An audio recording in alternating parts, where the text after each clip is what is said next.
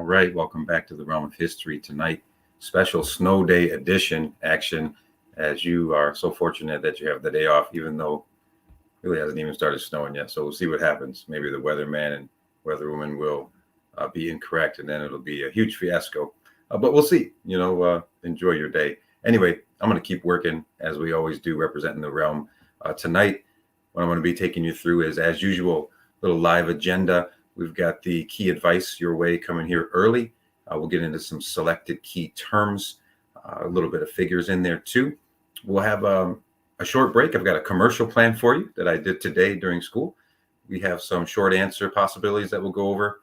And then, of course, some AP advice and preparation. At the end, I will open up for some questions. It looks like we only have 11 true ballers here. So sign of strength by all of you for coming.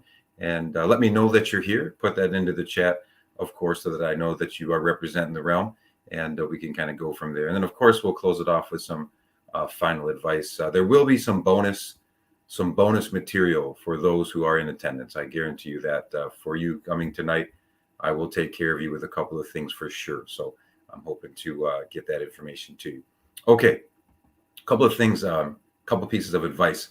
Number one, what I say today is going to be a word for word what you're going to see on the quiz. So write some things down, as I go. I did my best today. I had a little bit of time. I wrote into my banners here, like you see at the bottom of the screen, I wrote in the definitions of what I really want you to know. Number two, hey, pray for the right things, right? Make sure that you are keeping all of your family members in your prayers. Anyone that's asked you to pray for them, anyone who's sick, keep those folks in your prayers. And hey, say the prayer of gratitude. Make sure that you thank the good Lord for all the blessings that he has bestowed upon you, and make sure that you are fortunate and you understand that you're fortunate, and share that with others as well. Be here now. I think it's really imperative right now that since we're not going to have the quiz until an undetermined date, it's supposed to be tomorrow. We're not going to be in school tomorrow. Will we be back Thursday? Will we be back Friday? We don't know. Will it be Monday? So my be here now message is that you got to stay prepared. That's on you. I'm going to do this live review tonight, and you're pretty much not going to see me until we come back to school. That's kind of what I said in class today. But before you go to bed tonight, hey, make sure you say thank you to your parents. They do so many things for you, and you're very fortunate to be in the position that you are in. So make sure that you tell your parents thank you for all the blessings that they've bestowed upon you, and all of the great things that they do for you on a daily basis. Number five, hey, this is going to be a challenge. Meet the challenge, because you really are going to be up against it, because you have this layoff here. Normally you get things in your mind and you study, and then bam, we take the quiz the next day. Well, that's not going to happen this time. And work is going to compile up. Like, you're not going to show back up to school and think that you're going to have study halls in all your classes. That's not going to happen, because you've missed days. So you're not going to have that extra time. Don't depend on that. You need to focus on the task at hand and make sure that you're ready to take this quiz upon return. Okay. So that's the last thing that I'm going to say about all of that. I'll be checking the comments here shortly, and then we'll go from there. I see quite a few of the key ballers here with me, so I do appreciate all of you for being here. I really do appreciate it. It's going to be good for you. I can guarantee you. Toward the middle part, I want to give you some advice that I think will really be helpful for you. Okay, here we go into our key terms tonight. We've got a nice list here coming your way of key terms and key ideas. So here, first off, we want to know those estates, right? That's the first thing on your review sheet. Remember that first estate is the Catholic Church clergy. These are members that work in the church, priests, bishops, cardinals, okay? They are not just lay people, but they actually hold positions in the church. Next is what's known as the second estate. The second estate, or second social class in France, was made up of nobles and large landowners. They're very wealthy. I'm talking about extremely wealthy. Like, they own land that's the size of modern cities. That's what we're talking about, okay? That's how much wealth and power and influence they had. The third estate is a little bit more involved, okay? First thing to know is that it made up 97% of the overall population. It was divided up, though, into three separate groups. You had the middle class, which was made up of fairly wealthy people as well. I mean, bankers, factory owners, okay, wealthy merchants, people who made good deals with business. The second class within the third estate is the working class. Now, the working class are your basic merchants, your artisans, your day laborers, your domestic servants. They don't make a whole lot of money. Okay, they're rather poor. And then at the very bottom of the third estate are the peasants. The peasants made up the vast majority of the population, but they're living as serfs. I mean, they are living on a manor still in a feudal society. So they don't have much power. That's going to be a short answer question. I can guarantee you that. You'll need to be able to talk about everything that I just talked about there. Okay, moving our way down into the political spectrum. Now, as I was saying today, a lot of questions came my way during our review process of, hey, what's the political spectrum? The political spectrum is basically defined by the next three things that I'm going to say: left wing, right wing, and of course the center. Okay, if you're just joining in, I see some people popping in. I want to say thank you, but hey, hit me up in the comments. Let me know that you're here. There might be a bonus for showing up tonight. Okay, so make sure your name gets on that list in the comments. Okay, the left wingers are radicals, right? Back then, they wanted to have total government change. They wanted to overthrow the government. They do not want monarchy. They want to get rid of a king. They want to replace the king with either constitutional monarchy at least or total democracy. They are wanting total change in France. In the center are what we call moderates, okay? Moderates are those individuals in the legislative assembly. All of these are starting in the legislative assembly or the legislative body, okay? Same thing.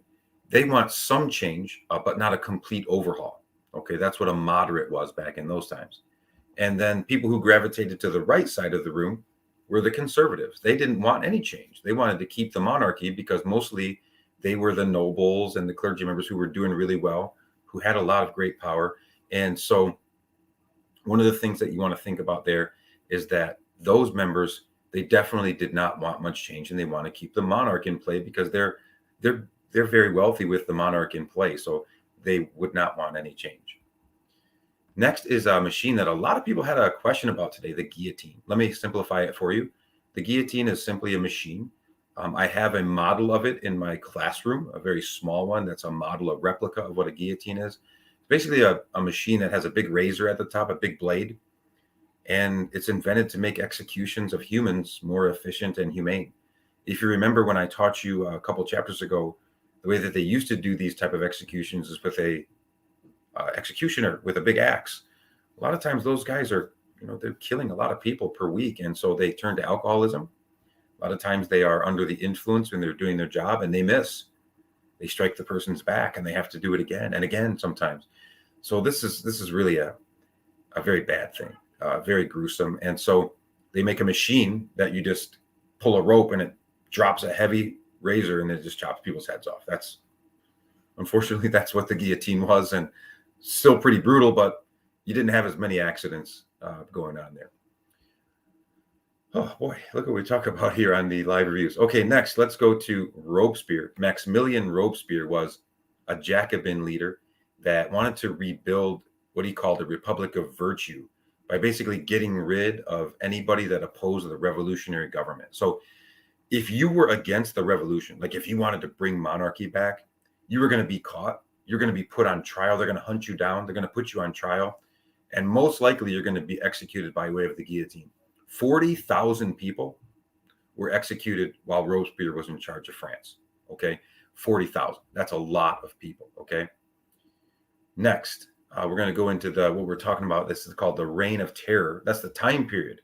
That's the time period in the late 1700s in which the French government at that time, under Robespierre's control, the Jacobins, which are also talked about, they basically put anybody to death that was against their revolutionary government ideas. Okay, next term are people who, because they didn't want to be killed by the guillotine during the Reign of Terror, they left France. So most of your people who were in France that could have been caught, that were supporting the king, they left France because they had the wealth to do so. They maybe went to England or Austria or Prussia. They're very wealthy. They're called the Emigres. They're conservatives. They want to bring back monarchy. So they leave France hoping for someday to return with maybe an army or something going bad in government, and they want to restore the monarchy. Okay, that's the goal there. All right, next, we're going to talk about the legislative assembly / legislative body. This was basically a branch of government created by the revolutionary government that was put in place to create laws. And most of the laws that they created would limit the power of the king. What I really want you to write down is that it basically turned France into a constitutional monarchy, much like that of Britain. Britain had a monarch that didn't really have much power, that was limited by a constitution which represented the people's rights and freedoms. A constitution basically says, okay, what the king can and cannot do, and what the people can and cannot do. So constitutions are very important. There were two key entities in Europe that had constitutional monarchy during this time. Great Britain, as I just mentioned, and now France. So Great Britain and France, mid-1800s, were the two countries in Europe that had constitutional or limited monarchy. The battles, let me simplify it for you. Let me make no jokes about it. The Battle of Trafalgar, the naval battle, and Napoleon's final battle at Waterloo, which he loses both of these are the only ones you need to focus on, okay? Trafalgar was a major naval loss for Napoleon. We said he was not very strong at sea. The consequences of this one are pretty big, though. Because his navy was decimated, it meant that he really had to give up his hopes of ever attacking or conquering Great Britain, because Great Britain is an island. Waterloo, really, how could you expect him to win during the 100 days? He comes off the island of Elba. He puts together a makeshift army. He's just met most of these people. He has 100 days to get them ready. He's thoroughly defeated by the alliance of Great Britain and Prussia. Okay, so there wasn't much that he could do there. Okay, next, a big one. This one's going to be part of multiple choice. It's also going to be a short answer question. So you're going to get, two options to really answer this one in different angles. But Napoleon's reforms, here's a list that I want you to have. Number one, tax reforms. He made taxes more fair and equal for all. He started to tax the rich a little bit more and alleviate some of the tax burden on the lower classes, which was one of the reasons for the French Revolution beginning. He also created public schools, even though they were only open to males of all backgrounds. It was one of the first true public school systems. He created a code of laws, which was called the Napoleonic Code. So he sets very clear codes of law. And then he also made amends with the Pope. He created the concordat with the Pope, which is an agreement which stopped the fighting over lands that were taken away from the church and redistributed and sold to pay off government debt. Next is a plebiscite. This was put in play by Napoleon. This was also one of his reforms. He writes a constitution. He himself didn't write it, but his advisors and with his input, they wrote a constitution. But a plebiscite is a vote of the people. And so in this case, it was to approve that new constitution that Napoleon had drafted. Okay, so that's what a plebiscite is. The purpose of doing this gains a lot of support from the people. They're like, hey, this guy's giving us a chance to vote on something. Hey, we like that. We like that action. Okay. The lycees, I kind of mentioned them earlier, but the lycees, that was the name given in France to the public schools that were open to all males of all backgrounds, rich, poor, middle class. Next is the Estates General. The Estates General is basically a meeting of all three social classes in France. It's happened from time to time. We've actually learned about it in the past, okay? But in this case, this particular one in 1789, it was to decide on a proposed tax of the Second Estate. Louis decides that he has some problem with funding, and so he wants to tax the nobles for the first time ever. And of course, they're not going to like that. So that's what the Estates General meeting was about in 1789. Don't forget, if you are bouncing in and out, make sure that you get in the comments and let me know that you were here, because there's going to be a bonus coming along with that for all of your time. I appreciate you coming. It shows a lot. It means a lot to me that you're here. Okay, Holy Alliance. The Holy Alliance was an alliance of three countries, Russia, Austria, Prussia. They came together forming an alliance with the meaning of enforcing Christian principles. The goal was to enforce Christian principles. Finally, before we go into commercial break, which will only take about a minute and a half, but the Concert of Europe. The Concert of Europe was put together by Clemens von Metternich, who you learned and read about last night, and we checked that homework today. It was to ensure that nations would provide aid to each other if a rebellion or a revolt broke out within their country, like such as the French Revolution. Okay, so if the French Revolution had taken place, the Council of Europe would have come in and tried to help the French. It's basically an early form of what we know as the United Nations or NATO, something along those lines today. Okay, got a quick commercial break. It's something that I made today during the class session. So let's just pause for a quick station identification. I hope that you'll enjoy it. Got a couple special messages in there for you. And then we'll be right back. And what I'm going to go into next, short answers. We're going to go short answer right after the break. We're going to go AP advice quick after the break, and then question and answer session tonight. So here we go. Please enjoy this little pause for station identification. Hey, everybody. Just want to remind you, just being here in the realm and thinking about this year in general, making it through COVID and trying to battle this pandemic that all of you are going through. Just want to remind you just how truly blessed we all are. You know, it's such a blessing, and it's so fortunate to be here every day and to be able to study where some people in this world are trying to find where their next meal is, you know. So whenever you're getting worried, or if you're worried about this quiz coming up, or if you have stress in your life, just remember really how blessed you are, and thank the good Lord. I mean, walking around the campus, I know it's cold and snowy, but man, what a beautiful place. I mean, the fact that you guys and gals get to walk around this place, you know, every single day, and you don't have to be stuck in the same building, that's pretty awesome. You know, this is really a special place, and I'm glad that I get to share the campus with you on a daily basis. And of course, you know, I really love my job, so I'm fortunate. I'm just very blessed, and want to share that with all of you as well. Uh-oh, paper jam. It's not a good sign. Are we going to have the quiz tomorrow or not? I don't know. We're not off to a good start. So as I was going over here to make copies, just after I said what a blessing, you know, everything is, and I went to make some copies, and the machine kept jamming. I think it's a sign that we're probably going to have school off. I'm hoping not. I'm keeping my fingers crossed, but I only got 2 copies, so got a long way to go. Hey, but remember, things are going to happen. You just got to battle through, keep putting one foot in front of the other, and it's still a blessing to be here. God bless. Yeah, something like that there, ballers. All right, so a little commercial break. I thought that was quite funny that the machine broke down today. It was just a sign. I knew it was going to happen. And of course, when I get home, no school tomorrow. It hasn't even snowed yet. So, man, you are so lucky. You're so fortunate. Back when I was in school, I was checking Facebook today. And when St. Mary's put that there's no school on Facebook, all of my old classmates were like, what in the world is going on? There's no way that would ever happen back when we were in school. Like we would have had to come to school. There was no snow days back when I was at St. Mary's in the year 2000. So you're very fortunate. Enjoy the day, make a snow fort, watch the movie Snow Day, you know, go sledding. There's a really nice hill right over here. But you know what I needed after making that video is I needed a hot cocoa bomb. You know, that the cocoa bomb, Sophia J is my sponsor. And so I could have definitely used a cocoa bomb right there. So, you know, tonight after this session, I'm going to relax with one of my cocoa bombs. They got Valentine specials coming out. I know the student council is still doing candygrams. I'm not sure how that's going to work if we have the whole week off. Maybe it'll get extended. We'll see. But make sure that you participate in that. It's good for the school. And of course, donate to the food drive. We're off to a really slow start. I guarantee you this, after these couple of days off for the snow days, if we don't have 100% participation, I've been checking off the names.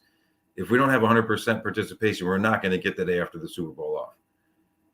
That is not going to happen. So make sure that if you haven't donated, you get your donations in. We're looking for boxes of canned goods, you know, and good things that are going to help people who really don't have meals, kids that don't have diapers, you know. So I'm talking real to you now. All right. We're going to get into the short answer right now. I've got a couple of tips for you. You know, one of the things that you need to take a look at is primarily what's on the review sheet. You know, we went over it quite a bit today. So I'm going to go over it really quickly with you. The first one, the 5 great powers. You know, the 5 great powers were Russia, Prussia, Great Britain, France is still a great power, and then Austria. You'll need to know those. You're going to probably have to list those out. Okay. The second one on the sheet, what are Metternich's 3 goals at the Congress of Vienna? Let's talk about this one. First off, His first goal was to actually create a balance of power in Europe. He wanted to kind of even it out. He did not want one entity to become too strong, because we see like France was the most powerful and they just totally obliterated everybody else around them, right? So he wants to kind of even it out. If he has to put some countries in control of others or cut territories, then that was one of the deals at the Congress of Vienna. People weren't very happy about that, but it did sort of balance the power out. Second, the second key goal of Metternich at the Congress of Vienna was, of course, to put strong powers around France. He wants to surround France with strong entities so that they can't blow through and get all the way to Russia so easily. So he put some strong powers, combined some entities around France to limit their future aggression. And then third, he wants to put the legitimate rulers back on the throne. Remember, Napoleon moved people off the throne and replaced them with his own family members. So they want to get rid of that deal, put the legitimate rulers back into play. That's called legitimacy. The next one on my sheet, what are Napoleon's 3 costly mistakes? The first costly mistake by Napoleon is called the continental system. He wants to make Europe more self-sufficient. So he puts a blockade on the British, trying to prevent them from trading with continental Europe. Didn't work, though. They were able to break through. And then they put their own blockade on France, which was successful. And it meant that France couldn't trade overseas. The United States got mad and started the War of 1812. So that was his first mistake. His second mistake was invading Portugal by marching through Spain.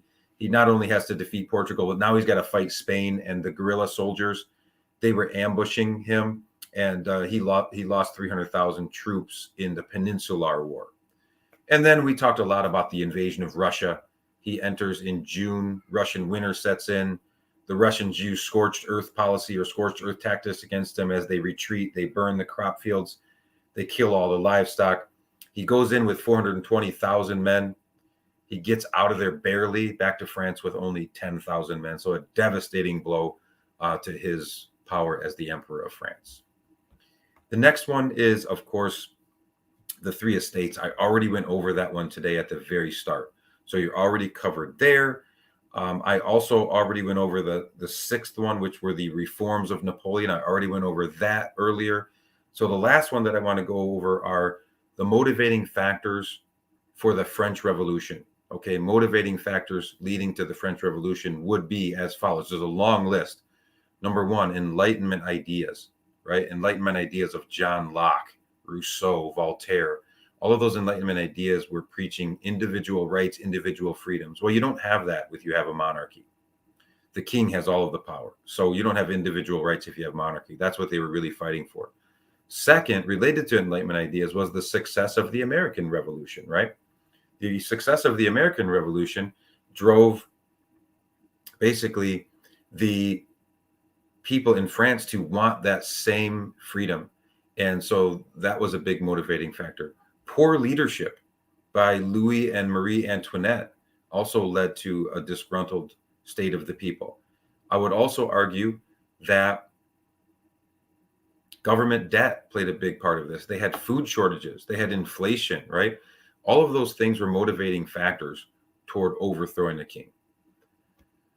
Okay, so those are the tips that I have for the short answer. If you can say kind of along the lines of what I just said here or what I said earlier, you're going to be in really good shape.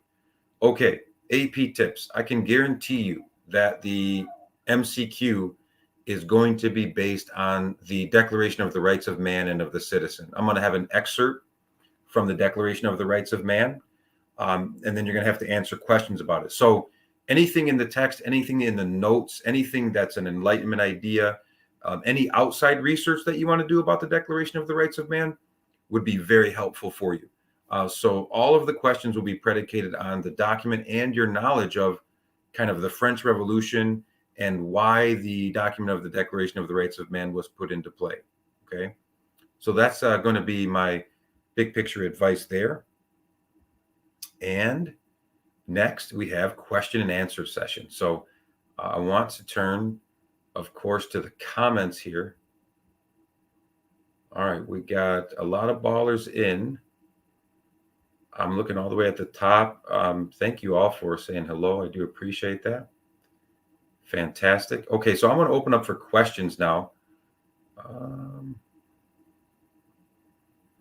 We got a little bantering back and forth about, it looks like intramural basketball. Intramural basketball. I don't know how I ended up on the intramural basketball scene, but I somebody put me on the Instagram. Me and a new recruit. I don't know why I'm on there. I don't have anything to do with it, but I do endorse the big ballers. Obviously, we talk about key ballers in history. Try to have fun. But Jay Janda's team is the team that I've thrown my support to. So that's the big ballers. Jay Janda's on that team. So that's a couple of my students. I think Jack and Ashton also are on that team. So that's where I'm throwing my support. Okay, Alex has a real question. And that is, what is the storming of the Bastille? Yes. So the storming of the Bastille is where, at the very start of the French Revolution, the king got the actual military ready, and he was about to use the military on the people. The people are like, whoa, what's going on? Why is the military marching up and trying to attack our homes? So they start to form mobs, and they get themselves into this prison, which is called the Bastille. And they release some prisoners, they kill some guards, and they take all the guards' weapons. Like, where else would you find weapons? Okay, so you go to a prison where they're going to have, guards that have weapons, muskets and pistols and bayonets. And so they grab those by storming the Bastille. And it basically becomes the first true act of revolution, because they took over this prison and they killed some people off. And so that's one of the big things that you want to know. They celebrate what's called Bastille Day in France on July 14th. It's kind of like our 4th of July. It's a big celebration of independence there. Good question, Alex. Gabby says, what is the Declaration of the Rights of Man? Okay, it's a document written at the start of the French Revolution by the National Assembly, which basically declares what rights and freedoms they want and should have. One of the things that we said is that it talks about liberty, equality, and fraternity becoming their slogan. It did not really apply to women. They did not consider women as citizens. So that's one of the big things that you want to know. Oh, Josh, Picture Wars, come on. Okay, we've got Pia Z with the same picture war again. I don't think Larkin's in this session. But can you repeat what the Reign of Terror was? Yeah. The Reign of Terror is basically a time period in which anybody who would speak out against the revolution, anybody who wanted to support monarchy, would be round up and put on trial. And if they were found guilty, then they would actually be executed by way of the guillotine. So the Reign of Terror was a time period in which your guy Robespierre was in power. And he basically, under his control, executed about 40,000 people that spoke out against his rule or his government system.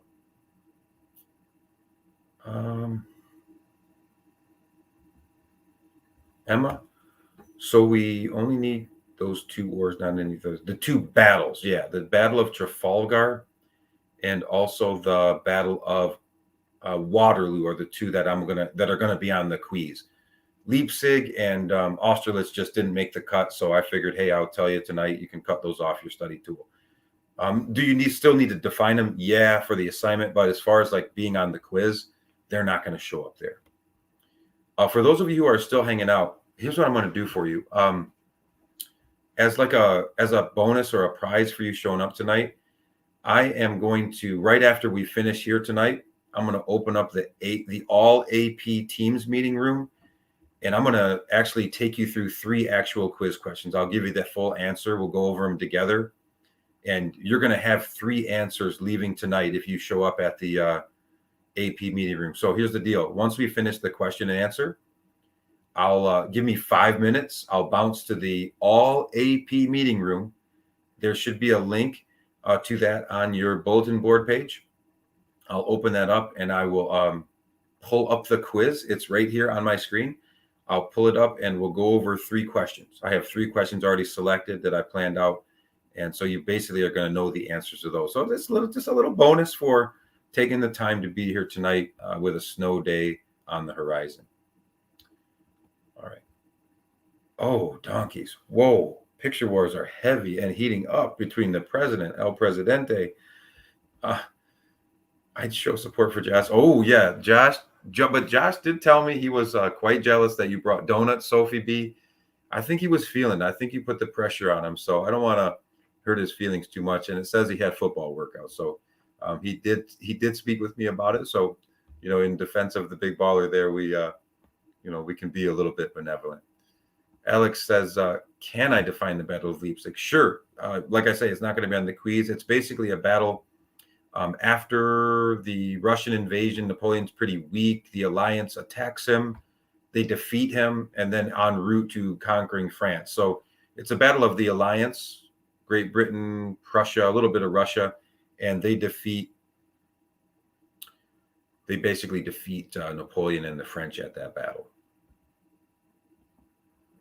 Pia, it's going to be a link. It says the All AP meeting room or AP review room. It's on the bulletin board links. You should be able to find it there. I'm sure many of your friends have been there, so you might want to talk to them on how to get there. Gabby wants to know too. Gabby, same deal. It's in the links in your bulletin board. All right. Sophie says, do we need to know exact percentages in the estate definitions? Okay, I would say the only one you need to know the exact percentage is the 97% of the third estate. That one you will definitely need to know the exact percentage. It's going to show up on a multiple choice. It'll say, hey, 97%, and you want to know that that's the third estate. Okay, the third estate. Okay, I definitely have...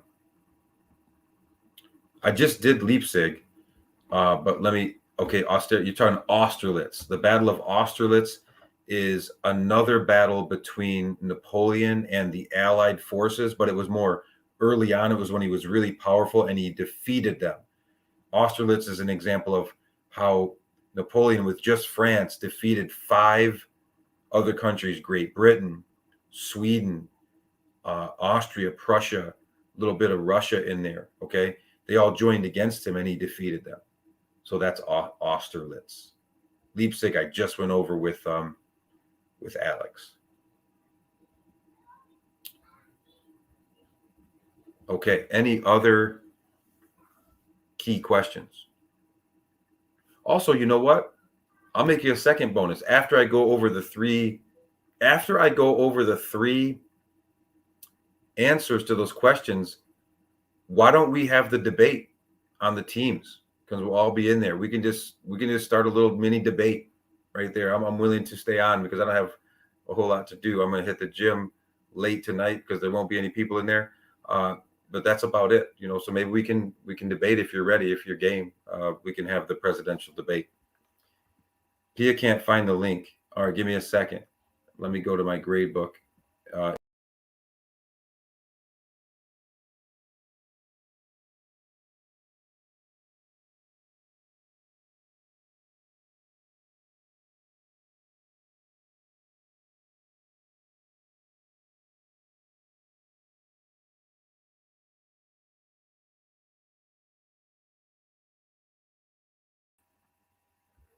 I hit the wrong button and I lost connection. I do apologize, but I am back. I was trying to help Pia, so let me try it again. I'm still here with you. I just wanted to open up the grade book so that I could share my screen with you all. So hopefully you're still here with me. I see that there's 15 here, so I do apologize for that little slip up by me. Okay, just one second, and I will show you exactly how to find this link to get to the Teams meeting for tonight. Okay, I'm going to share. Can anybody put in the comments that you're still here, that it came back up after I clicked off? Hopefully you can give me a little update there that we are good to go.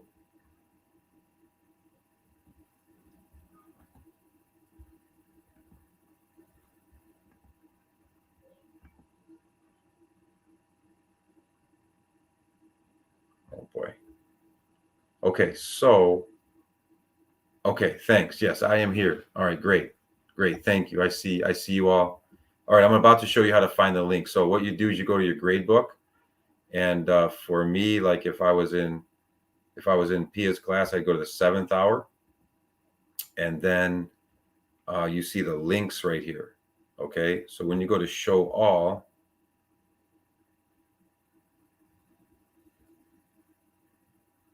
oh man, it's not there. 7th hour teams link is there. Wow, why is it not there for 7th hour? Let's try 8th hour and see if it's there. I know that people from 8th hour have used it.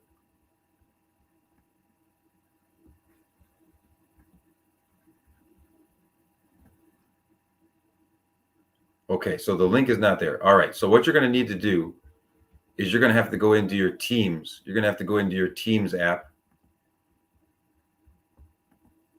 You're still following with me. I'm still sharing. So what you'll have to do is you'll have to open up Teams. And I've entered all of my students there. It's just going to take a second to pull up.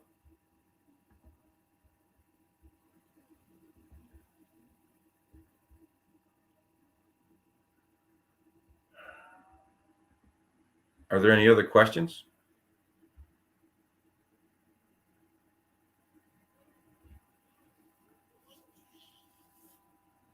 While I'm waiting for that to pull up, I will answer any questions that you have.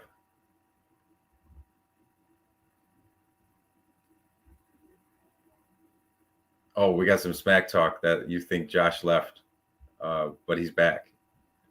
Metternich, sure.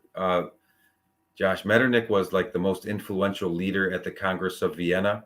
He was a prince from Austria. He was also the prime minister there.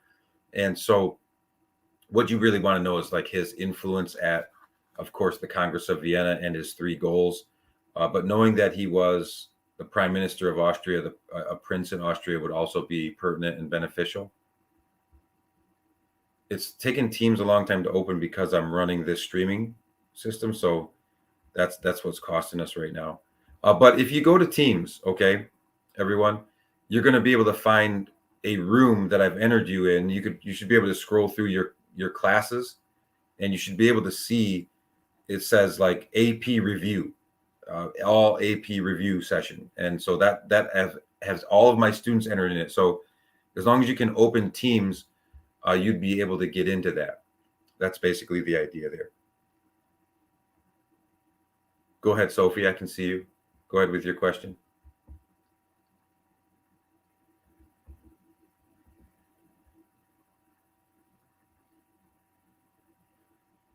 My favorite out of the great powers. So you've got Russia, Prussia, Austria, Great Britain, and France.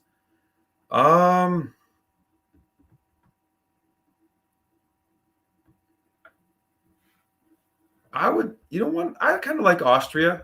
Austria, I was actually the first place that allowed women to vote. So I'm always a big believer in that.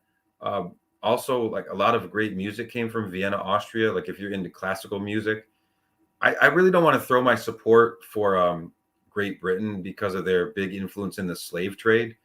I don't know. The British kind of exploited a lot of people over history, so they were probably the most successful. But I don't think that it was really the most appropriate. So I'm going to go with Austria out of that group.